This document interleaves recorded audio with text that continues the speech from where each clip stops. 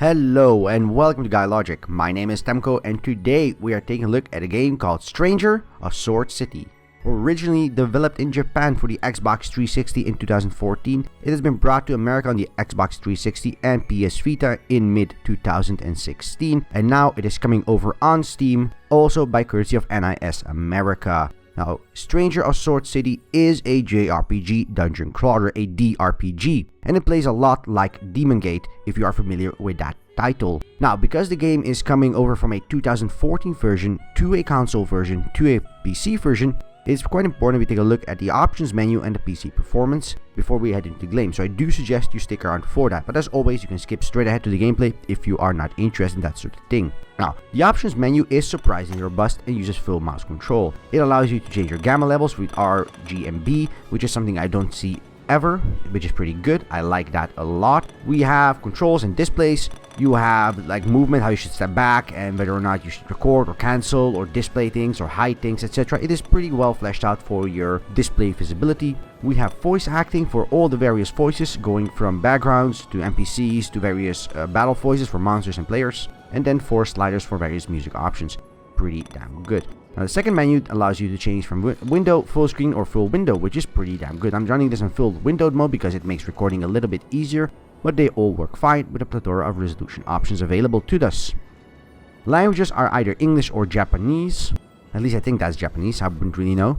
NPC portraits are either the A-type or B-type. Now, it doesn't tell you what it is, but the A-type portraits are the new and improved portraits of the game that has come to America. The B-type portraits are the original 2014 portraits that look a lot more childish, a lot more anime-like as we are used to. The B-type is more westernized animation style. I personally say go with A-type because B just looks a little bit iffy. I don't know what's up with that, but it just doesn't look as good. You have a couple of effects, a mouse and characters, and so on and so forth. You can also make screenshots and also load in images to use as portraits for your characters. This is a feature for the Steam version only. This is the only difference I've found so far with the game between console and PC outside of the various upgrades to the technical thing. The game runs at 60 FPS at all given times. I've not had it go above 60, so it is apparently V-synced or locked to the reframe region or locked to 60. I haven't been able to get it unlocked to run higher, but 60 is generally speaking fine. You have fully rebindable keys. That is pretty damn good.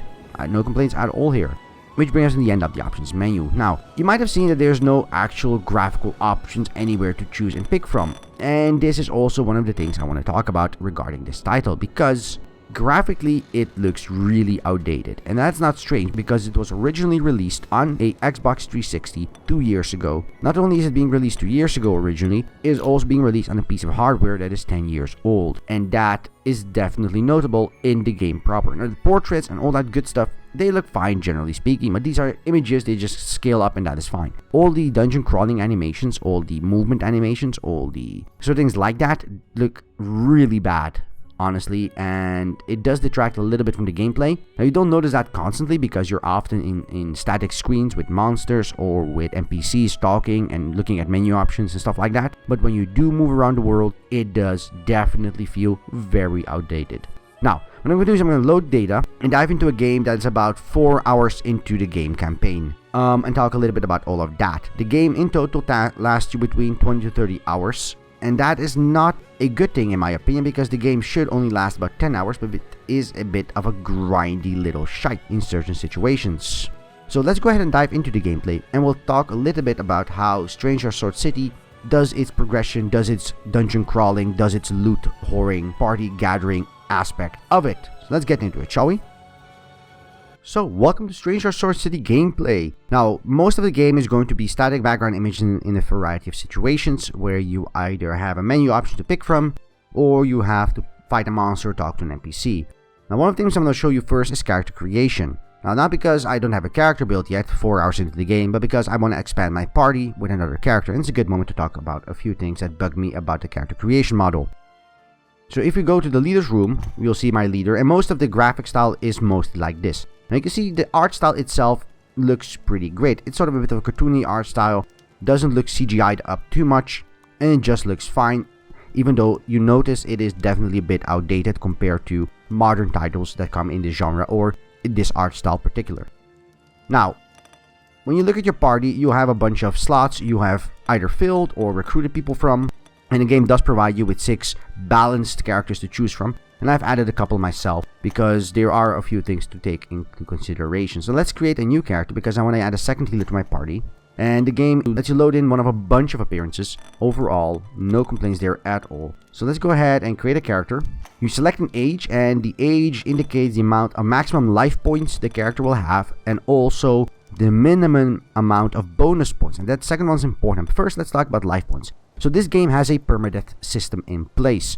And unlike many other games, when the character dies and it is permanently dead, this game lets you recover your character or heal him up or resurrect them at least a couple of times before that character disappears. Now there's lore reason for this and there's a story reason for this, which I'm not gonna spoil. That's pretty cool and interesting. But in the top left, you can see how many life points it has, and a younger character has more life points but less bonus points by default, and a older character has a ton more bonus points but way fewer life points. So I think the sweet spot is 2 and about like, I don't know, 2 and 5 I guess. It's about the sweet spot I feel for most characters. You can min-max this and do it to your heart's content as you deem fit.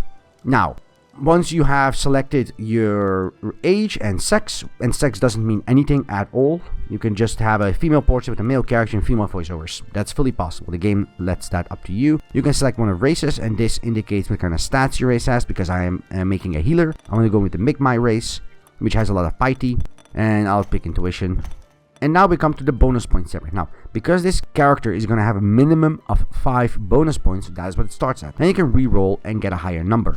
This, I think, is a stupid-ass mechanic. And I would say it's a bad mechanic because all I'm doing now, there's no negative to re-rolling. I can re-roll until I hit the maximum, which is 12, I think. And you can literally spend an hour re-rolling until you get to the damn point you want. Now the minimum is good because if you're in a hurry and you just want to continue playing the damn game, you might go ahead and do that. But there is no reason for this to be implemented. So I'm already bored at 7 and I know you can get higher. And these bonus points are very, very necessary. They are the core segment of your character. And I'll show that now. If you look at, for example, the bonus points I'm having here, I want to add a bunch to piety, right? But I also want to get some to vitality because otherwise my character might die because it has no hit points.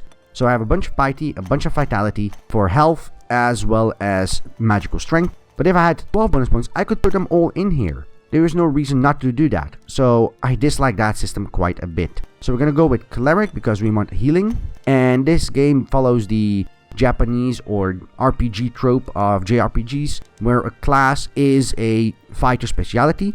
So there's no ninjas that can heal, there is no clerics that can use two-handed swords, none of that. A cleric has heal spells, a wizard has damage spells, a knight has a shield, a fighter has a two-hander, stuff like that, which is pretty common in JRPGs overall. This game is no exception to that. Now, you can select the voiceovers you want. I'm gonna pick something random for now, and you can play them, and it will show them as you deem fit. And these are overall pretty well done. There is quite a nice range of them in general, and you can customize this to your heart's content. You can even turn them off if you so desire, which is also really, really good. Next, you have your name and nickname, also poet. For all intents and purposes, you will be always using your nickname in the game, not your actual character name. I have no idea why this is even in here, but it doesn't add or retract anything, so it's fine. Last, you have a check screen. Is this okay? Yes, it is. Then the character's here. You can add them to your party. There we go. And now I have 2 healers in my party, and we can continue with that. The other aspect of the game is your inventory management screen. Again, everything is mouse controlled, everything runs buttery smooth, no complaints on the technical side of things at all. Now, if you're looking at this screen, you might be wondering what the hell is going on. And again, in true Japanese JRPG, DRPG trope fashion, you have your skill points for your variety of stats: strength, intelligence, piety, vitality, agility, and luck. You have your main hand, your offhand, your percentage of penalties, your hits, your avoids, your defenses, your accessories, your underwear, yeah. There is a lot of stuff here on screen that isn't explained too well. The game does have a tutorial which will take you through about the first hour and a half of the game. It's not strict tutorial, so it doesn't tell you do this now, do this now, do this now. It lets you open to do stuff, but every time you reach a certain threshold, it will give you a bit of expose, a bit of story, and introduce you to newer mechanics, which is pretty good in and of itself. Now, you can cycle through your various characters, and if they have a level up, you can level them up and add bonus points to them. Pretty straightforward. Each character has a bunch of equipment. Like for example, this one has an old mattock or wanderer's cloth, no underwear. I'll add the butterfly ring, which is something I already have. And that butterfly ring adds... It doesn't really tell me what it does until you open the item description, which is in a different menu. And then it tells you that it allows you to hide beyond the path of pain, which reduces your hit points, but increases your ID and dungeon locks. So you can open locks easier and you can ID items easier, but you will get damage every turn. So let's remove that ring again and only put it on when we are about to start a identification or something like that. When we know we are going to need to identify something. And then we might put this on. Other than that, you can see the character has 2 life points. I'll have other characters that have like 2 of 3 life points. You can see that. So this character has 2 times more. They are dead and gone. Pretty straightforward. Mastery is the skills you have that are manageable. The skills that you have learned, and these are unlocked passively as you level up your characters for a variety of levels. You have spells if you are a mage, which this character isn't. You have talents, and this is one of the talents you picked at the start. And it's a good method to have a bunch of various talents available at any given time. And then you have divinity, which is your morale-based combat. Morale is something you get when in combat. So the game has a ton of things you can manage overall, and the depth of the various configurations and the depth of mechanics between stats, items, skills, character classes, and everything related to that is pretty elaborate and complete. You also have a list of wanted lineages. Lineages are sort of big bad evils in the world you have to collect and give them to certain core NPCs, and then you unlock the story further and further based on how you play, which is pretty straightforward. The story isn't exactly complex, but it is pretty interesting, so there is that. There's no complaints about the story. I don't want to spoil it because if I do that, you will lose a lot of the good parts of the game when that happens. So I prefer not to spoil that, but overall, I can just tell you that it's a pretty grim and dark world and a pretty grim and dark story, and it is pretty damn good. You also have an item encyclopedia, a monster encyclopedia. The game does give you all the information you need, but it is very complex and it takes quite a bit of learning to get good at. Knowing when you should do certain things, knowing what to watch out for, knowing when you can retreat, knowing when you can push forward, but also knowing the configurations of your class, your party, your 6 characters in your party, their skills and how they complement one another. The game doesn't explain any of that quite well, so you are left in the dark, and the game is bloody hard as well. Even on beginner difficulty, the game is still pretty hard and it will kill your characters no problems whatsoever. In fact, in the first dungeon, it has no issues with throwing you a level 1 character or level 2 character set of your party against level 10 or level 15 monsters you can't even hit. Level 1 or 2 shot your characters and you just have to flee, and if you can't, you die, and that's really it. Tough luck, goodbye. Get new characters and recruit them. And you will lose characters. Your characters will die. There is 0 chance of you not having any characters die. Even if you are super conservative and very protective of your characters, they will die. And you will have to recruit new characters, train new characters again from level 1. And if you're already very far into the game, if you're, let's say, level 15 or level 20, and you have a bunch of items and a bunch of weapons, and all your characters are very high level, you don't want to go back to this first dungeon to train a new character from level 1 again. It is really grindy at that, and you're going to have to, because these characters are not going to survive in the higher end areas. Not even a glazing blow or an AoE attack is going to keep them alive. They will just instantly die. So you're going to have to go to these lower end areas, to these lower end regions, and fight time and time again to level up characters, just so you have a menagerie of characters you can put in your party and rotate them out when they're injured, when they die, when you have to recover them, and so on and so forth. Now you can recover all of this in the game by putting them in a hospital and then having them recover over time, but this takes quite a while. In fact, this took me about 4 hours of game time, so running around killing monsters, and there is no actual game clock. It's at 1 day, so there is a bit of a weird thing going on there as well. Again, the game has all the information available, but often it's just obfuscated and obtuse to get around to that information you might need or want. Let's give you an example. I'm going to fight this level 7 monster. I'm going to fight him with all 3 of my characters. So I have 3 frontline characters here and 3 backline characters. Now, one of these characters isn't actually a frontline character. She's an archer, so she should be in the backline, but because my cleric and mage and other cleric are all really weak in melee combat, I had to put her in front. And you can change this configuration as you want whenever you want out of combat. Just move them around as you deem fit. And you go through all these 6 characters and tell them to do a bunch of things. Now you can apply action, which rotates through all the actions one by one and shows you their effects, or you can do fast apply, which just does it really fast. You'll be using fast apply a lot, by the way. And my people are dodging. She healed up passively because of an item, and so on and so forth. And I can just repeat this action, and that is that. And I can repeat it again, and I will just redo the same action set again. Pretty straightforward. When they die, some characters might level up, you get a bunch of XP. Sometimes you might get an item drop, sometimes you might get some loot, sometimes you might not. That is pretty random. But one way the game is pretty cool in that it gives you loot is when you go into hiding in one of these ambush locations. So these exist in every map around the world, and they allow you to ambush a bunch of mobs. Now, ambushing is a pretty interesting mechanic. It uses morale, and morale you get while fighting. When you ambush something, a convoy of monsters carrying a chest of a treasure box is going to appear, and you can either check the enemy out, maybe they're too strong, maybe you don't want to fight them, or maybe you just don't want this box, and you can pass on that attack and they'll move on, and a threat meter will run up, resulting in you being ambushed perhaps instead of them being ambushed. So and the enemy evaded my ambush, so now I can fight, and I'm gonna throw my attacks out here and defend here as well, and then apply actions. There you go, there. And I can now repeat this attack time and time again if I so desire, and that will do some damage on my people, that will do some damage on these mobs, and if I can't kill this mob I'm ambushing in time, it will run away, and that is going to be that. Pretty straightforward. If you kill something, again you get experience, and then you can open the loot box. Some boxes have traps on them, some don't. Sometimes you can avoid these traps, sometimes you have one trap you're certain it is and you have to disarm that trap, and sometimes there's multiple traps and you have to guess which one is available, and this is based on your character skills that are available.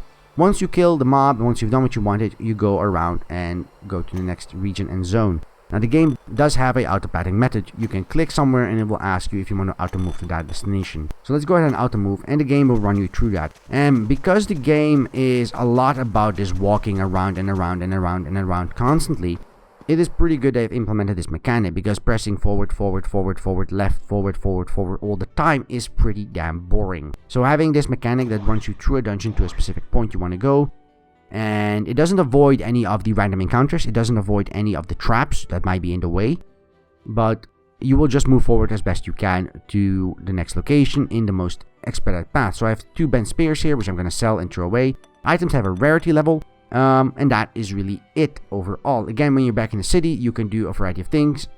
I could go to the Stranger's Base, which is my home base. I could go to a different dungeon, the Mausoleum Forest it's called. I could go to the slums and the ruined area. I could go to the Metal Cove, which is one of the other factions. I could go to the Palace and then go to the Shadow Palace, which is another dungeon. And each of the dungeons have their own little mechanics, going from false walls where you have to find a way back, going from trapped floors, going from labyrinths that turn you around, and everything like that. Overall, the dungeons are very well done, but they look very, very graphically. All of them, they look plain terrible, and that is a damn shame. So now I've heard that there is going to be a graphical update available in about a month or 2. That isn't in yet, and I am curious what that will upgrade, but right now, outside of the static graphics, the game looks very outdated overall. It just looks plain outdated in every sense of the word. It looks outdated, it's animation, it looks outdated in the quality of the graphics, it looks outdated in the quality of the rendering. It just looks plain outdated overall. And it's a bit of a shame, because one of the things I do enjoy about this game quite a bit is the dungeon crawling itself.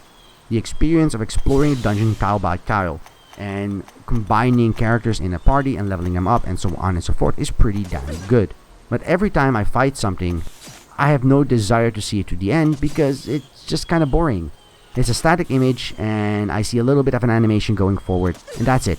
Other games in the genre have done a great job of improving on that quite a bit, with better animations or even going full 3D or allowing some sort of interaction or something like that, and this game doesn't really have any of that, which is a damn shame. I wish they would have implemented something like that a little bit. I'm kind of sad they haven't. So again, you can auto-path forward, you get these random encounters, and you might fight something.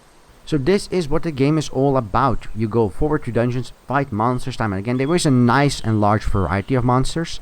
I do enjoy that, even though most of them pretty much act the same way or method. The AI isn't very complex. It's mostly a case of smashing into them, going to the next treasure chest, getting cool items, upgrading your party, leveling them up, and progressing through the story.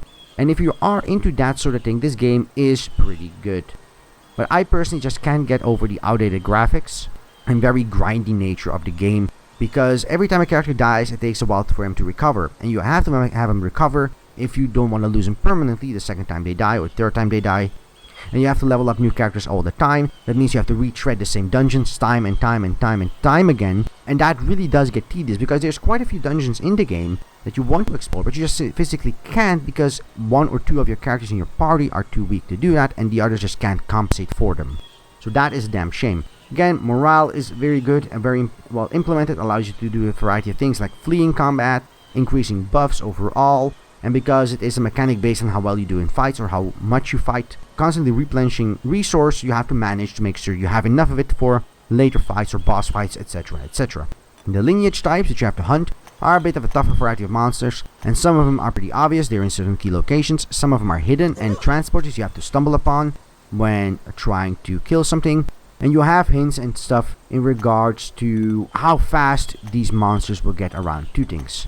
So there is that. Lastly, there is a little bit of a addition to the story, which is your money and currency. Also, items in the game are just mostly gathered by fighting monsters and so on and so forth. You don't really do a lot of it based around exploring or killing enemies or buying them from vendors or crafting. None of that is really implemented in the game at all. Yes, you have a shop and you can buy and sell some stuff too, but the money is a prime currency and you do need all of it. One of the main items to resurrect a character during combat costs like 3,000 of these crystals, so that's pretty damn expensive.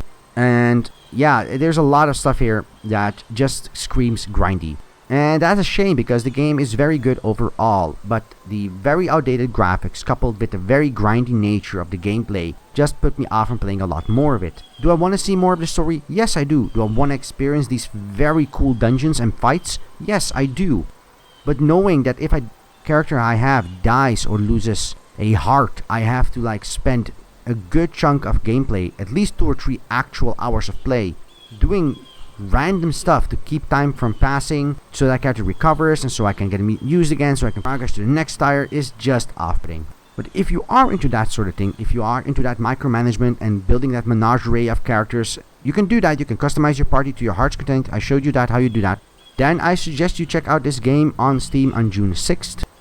If you are not interested in that sort of thing, there is the beginner difficulty, which is a lot easier. So you can still check it out if the gameplay looks fine, because overall it is not a bad title. But it is outdated by time of inception, simply due to the fact it came out for the Xbox 360 originally, and I do not enjoy that personally. But it is not a bad game overall, between the dungeon crawling, the upgrade system, the weapon variety, the character and class variety, and the very, very fleshed out world and story. So check it out on Steam on June 6th, Stranger of Sword City, and there is rumored to be a update coming down the line to graphically improve the gameplay, but we're gonna have to wait and see how that pans out in the next couple of months. So thank you for watching. If you like this video, press that like button below. If you didn't like this video, well, there's a dislike button for exactly that purpose. And if you want to see more content like this on the channel, just press that subscribe button down below and we deliver. And don't forget to leave a comment. We want to hear back from all of you. Tell us what we did great. Tell us what we can do better. Leave a comment down below and give us your thoughts and opinions on the video and on the game as well. And I'll see you next time right here on GuyLogic.